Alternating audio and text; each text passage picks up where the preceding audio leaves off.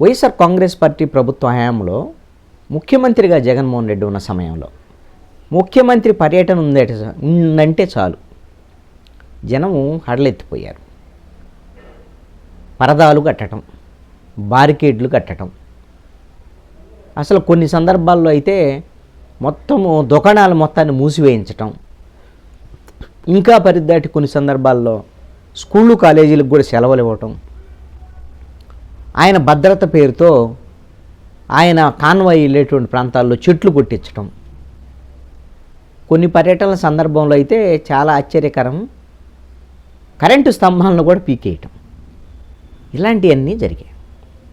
అసలు ఆయన సభకు వచ్చేటువంటి జనం విషయంలో కూడా మహిళలు కూడా నల్ల చున్నీలు వేసుకొని రాకూడదు. ఆ చున్నీలు వేసుకొని వస్తే నల్ల చున్నీలు కూడా తొలగించేటువంటి పరిస్థితి.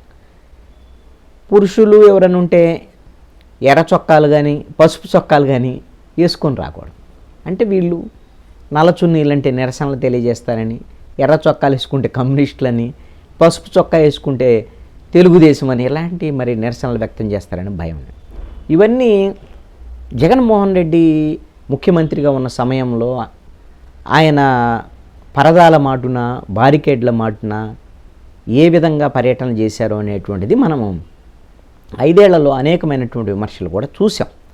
మళ్ళీ ఇప్పుడు ఎందుకు మాట్లాడుకుంటున్నామని అంటే ఈ విధమైనటువంటి పరదాలు బారికేడ్లు ఈ విధంగా నిర్బంధాలు ఉండవు అని తెలుగుదేశం జనసేన బీజేపీ కూటమి ఎన్నికల్లో చెప్పి ఎన్నికల్లో అధికారంలోకి వచ్చారు. జగన్మోహన్ రెడ్డి సమయంలో ఈ బారికేడ్లు పరదాలు వీటితో పాటుగా ఏదైనా ఒక నిరసన తెలియజేస్తున్నారంటే గృహ నిర్బంధాలు చేసేవాళ్ళు. అసలు నిరసనకు పిలిపిస్తే చాలు గృహ నిర్బంధమే.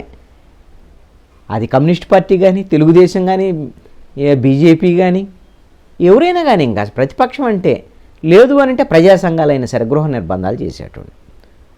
ఇప్పుడు ఈ ప్రభుత్వము అధికారంలోకి వచ్చిన తర్వాత ఎక్కడ బారికేడ్లు కట్టడానికి లేదు, పరదాలు పెట్టడానికి లేదు అని మొట్టమొదటగానే చంద్రబాబు నాయుడు, నారా లోకేష్ తిరుపతి వెళ్ళినటువంటి సందర్భంలో అనుకుంటా, మీరు ఏంటి పోలీసులు ఇట్లా పరదాలు కడుతున్నారు, ఇదేంటి పాత అలవాట్లు పోలేదా, ఎట్టి పరిస్థితుల్లో ఇట్లా పరదాలు కట్టడానికి వీల్లేదు, బారికేడ్లు పెట్టడానికి వీల్లేదు, మీరు ఈ పద్ధతిలో మార్చుకోండి అని నారా లోకేష్ చాలా సీరియస్గా పోలీసులకు కూడా చెప్పాడు.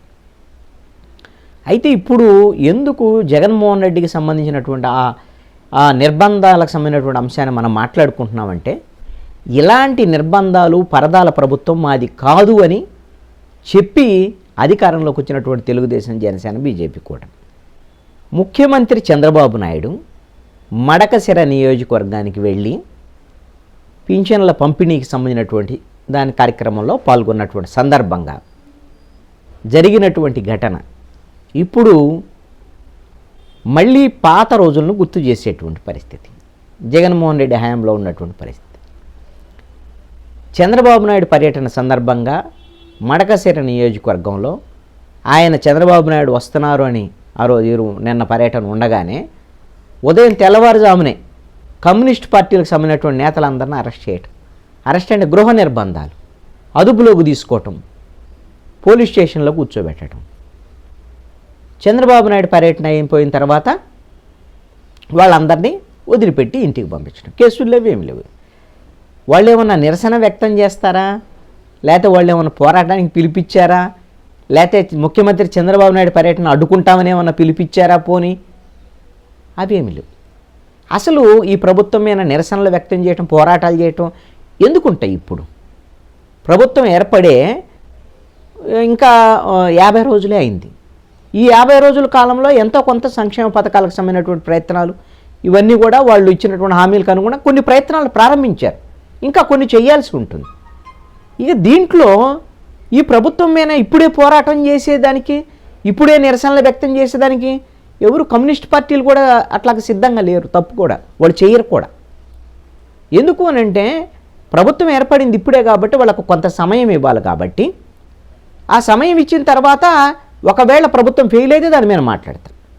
అలాగని ముఖ్యమంత్రి ఒకవేళ వచ్చారనుకోండి, మడకశిర ప్రాంతానికి వచ్చారు, ఒకవేళ మడకశిర ప్రాంతంలో ఆ నియోజకవర్గంలో దీర్ఘకాలికంగా పెండింగ్ ఉన్నటువంటి ఏమైనా అంశాలు ఉన్నాయనుకోండి, కమ్యూనిస్ట్ పార్టీలు ప్రజల తరపున మాట్లాడేవాళ్ళు కాబట్టి ప్రజల తరపున ఆలోచనలు చేసేవాళ్ళు, పోరాడేవాళ్ళు కాబట్టి ముఖ్యమంత్రి దగ్గరకు వచ్చి ఇదిగోండి ఇది అనేక సంవత్సరాలుగా ఈ సమస్య పెండింగ్ ఉంది, ఈ సమస్య పరిష్కారం కాకపోతే ప్రజలు ఇబ్బందులకు గురవుతున్నారు, ఈ సమస్య పరిష్కరించండి అని ఒక విజ్ఞప్తి చేసేదానికి అవకాశం ఉంటుంది.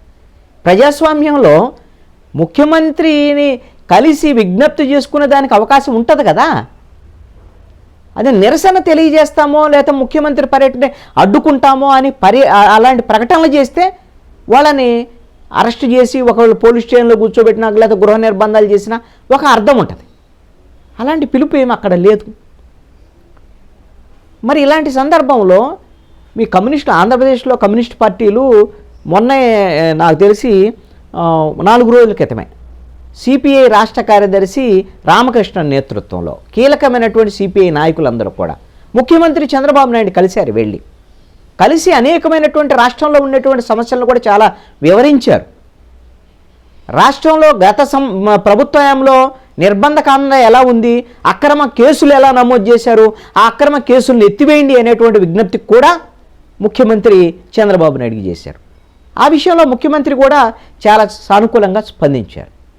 అదేవిధంగా సిపిఎం పార్టీ కూడా ఎక్కడ ఈ ప్రభుత్వం మీద ఏమి విమర్శలు చేయటం కానీ ఏమైనా ఇప్పుడు ఈ ప్రభుత్వం ఫెయిల్ అయింది కానీ అలాంటి అంటున్నది లేదు. తెలుగుదేశం ప్రభుత్వం, అదే తెలుగుదేశం జనసేన బీజేపీ కూటమి ప్రభుత్వం ఇక్కడ లా అండ్ ఆర్డర్ సమస్య ఉంది, మొత్తం ఫెయిల్ అయిపోయింది, ఈ రాష్ట్రంలో రాష్ట్రపతి పాలన పెట్టాలి అని జగన్మోహన్ రెడ్డి నానా యాగి చేసి గల్లీ నుంచి ఢిల్లీ వరకు వెళ్ళి మొన్న ఉద్యమం చేస్తే ఆయన డిమాండ్ కరెక్ట్ కాదు అనేటువంటి దాని మీద కమ్యూనిస్టులు ఎవరు మద్దతు ఇవ్వాల, సిపిఎం కూడా మద్దతు ఇవ్వలేదు. ఢిల్లీలో కూడా జాతీయ నాయకులు ఎవరు, సిపిఐ నాయకులు ఎవరు హాజరు అవ్వలేదు. అసలు మొన్నే ప్రభుత్వం ఏర్పడింది కదా, ఏర్పడినప్పుడు ఇప్పుడే ఇక్కడ ఈ రాష్ట్రంలో మొత్తం శాంతి భద్రతలు మొత్తం ఇదే అయిపోయినాయి, రాష్ట్రపతి పాలన పెట్టాలనేటువంటి దాన్ని ఎందుకు సమర్థిస్తారు? మరి అలాంటప్పుడు ఎందుకు కమ్యూనిస్ట్ పార్టీలను ఆ విధంగా అదుపులో తీసుకోవాలి? ముఖ్యమంత్రి పర్యటన సందర్భంగా ఎందుకు ముఖ్యమంత్రి పర్యటన అయిపోయిన తర్వాత వదిలిపెట్టాలి అనేది, ఇది ప్రభుత్వం, ఈ విషయంలో ప్రభుత్వం కూడా సీరియస్గానే ఆలోచించింది. ఎందుకు అనంటే ఈ విధమైనటువంటి ఆ కమ్యూనిస్టుల అరెస్టు లేకపోతే వాళ్ళని అదుపులోకి తీసుకోవడం తర్వాత వదిలిపెట్టడం ఇవన్నీ సీఎం కార్యాలయం కూడా ఈ అంశం మీద రెస్పాండ్ అయింది. ఎందుకు ఇలా జరిగింది అని అక్కడ పోలీసుల వివరణ కూడా సీఎం కార్యాలయం అడిగినట్టుగా ఒక సమాచారం.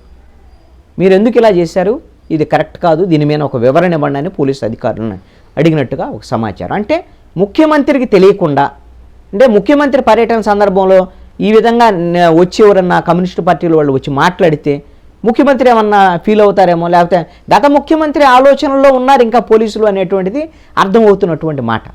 ఈ విషయంలో మంత్రి నారా లోకేష్ ఎక్స్ వేదికగా ఆయన ఒక ట్వీట్ చేశాడు.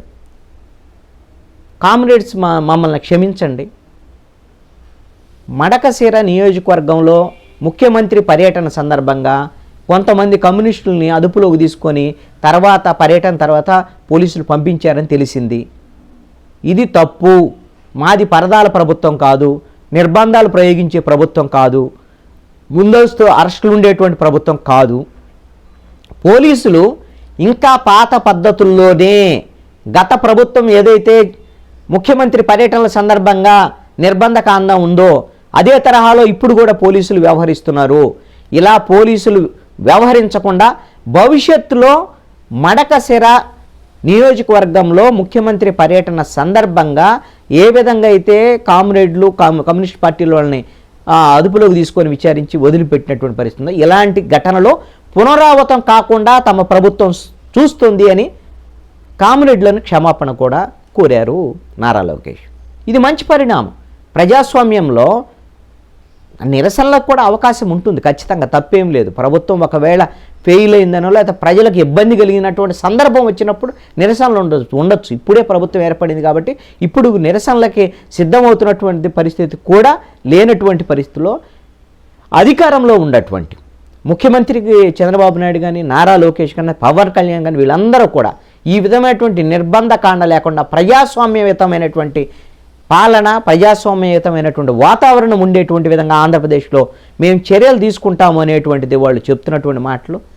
మంత్రి నారా లోకేష్ ట్విట్టర్ వేదికగా కమ్యూనిస్టులకి క్షమాపణ చెప్పినటువంటి తీరు ఖచ్చితంగా ఇది హ్యాట్సప్ చెప్పవచ్చు, హర్షణీయమైనటువంటి అంశం కూడా. ఎందుకంటే మనకు అధికారం ఉంది కదా, అప్పుడేదో ప్రతిపక్షంలో ఉన్నప్పుడు ఎన్నికల సమయంలో చెప్పాం, వైఎస్ఆర్ కాంగ్రెస్ పార్టీని విమర్శించాం, మనం అధికారంలోకి వచ్చాం మనం అదే చేస్తాం అని అంటే అలాగా ఆ ధోరణిలో లేదు ఈ ప్రభుత్వము.